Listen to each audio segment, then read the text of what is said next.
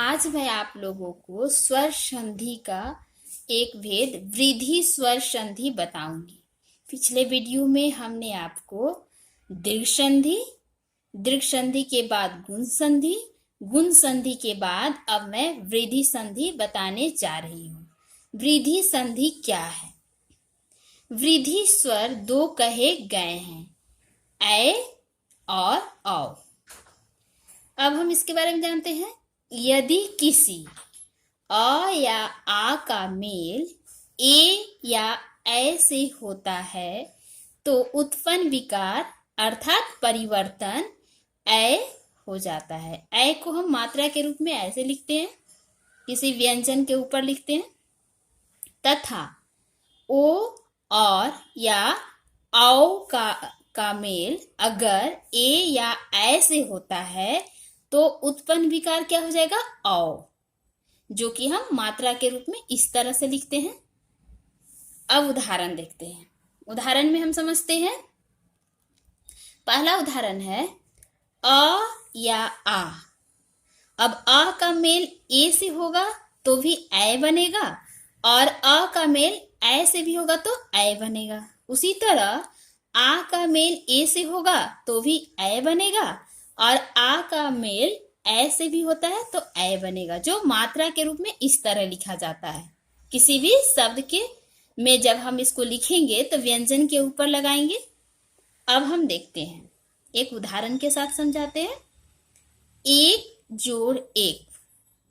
अब एक में क के पीछे हमारा अ छुपा होता है। हर व्यंजन के पीछे क्या होता है? अ होता है, जो स्वर होता है उसकी सहायता से ही हम व्यंजन को बोलते हैं। तो अ यहां से हम ले लिए और यहां से हमारा ए आ गया।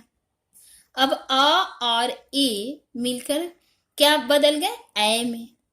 और ये बचा हुआ हमारा एक आ गया यहाँ सब, जो क हमारा आधा हो गया। क्यों आधा हो गया? क्योंकि यहाँ से अ निकल गया और यहाँ हमारा बचा हुआ सब यहाँ लिख दिए। अब इन सब को हम जोड़ के लिखेंगे। तो जब हम इनको जोड़े तो हमारा क्या बन गया? एक एक। अब एक दूसरा और देख लेते हैं। अब हम एक शब्द और ले रहे हैं, सदा जोड़ एव। अब हमारा यहाँ पे आकार का हम दिखा रहे हैं प्रयोग।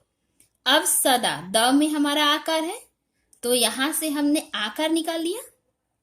आकार जब इससे निकाल लिए तो हमारा द आधा हो गया और यहां से ए ले लिए। अब ये बच गया वो, यहां लिख लिए। अब ये आ और ए मिलकर क्या हो गया? ऐ। और फिर हम इन सब को इकट्ठा करके एक साथ जोड़कर लिखेंगे तो ये जो ऐ है हमारा वह स्वर है, इसलिए इस आधा द को पूरा कर देगा और इसके ऊपर मात्रा के रूप में प्रयोग हो जाएगा। तो ये हमारा हो गया सदैव। अब हम दूसरा एक और उदाहरण देखते हैं कि अ या आ को जब ओ और औ से जोड़ते हैं तो क्या परिवर्तन होता है। तो अब हम देखते हैं। अ को औ से जोड़ेंगे तो भी औ होगा, और आ को भी ओ से जोड़ेंगे तो औ हो जाएगा, जो मात्रा के रूप में हमारा ऐसे लिखाता है। किसी भी वर्ण के साथ, व्यंजन के साथ हम लिखते हैं इसको मात्राओं के रूप में।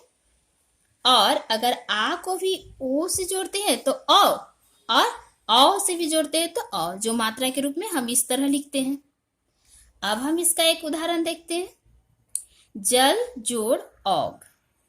अब यहां से हमने अ निकाला तो ये हमारा ला अधूरा आधा हो गया और यहां से ओ ले लिए। अब अ और ओ मिलके अ हो गए और बचे हुए जो हमारे अक्षर थे, वर्ण थे, हमने यहां लिख लिया इसका और इसका सब लिख लिया। अब ये ला आधा था, इसको पूरा करता है और हम इसको ऊपर मात्रा के रूप में प्रयोग कर देते हैं। तो ये हो जाता है जलोग, जलौग। अब हम एक और उदाहरण देखते हैं।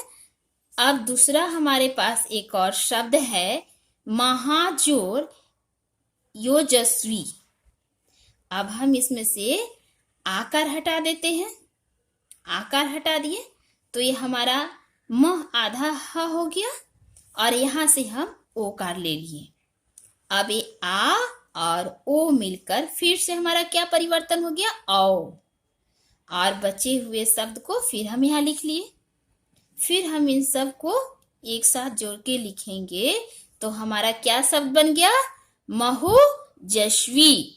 इस प्रकार वृद्धि संधि में हमने देखा कि किस प्रकार वर्ण मिलकर परिवर्तन हुए। हमें याद रखना है कि स्वर वर्ण में सिर्फ स्वर वर्ण ही मिलते हैं और उनमें विकार अर्थात परिवर्तन होता है।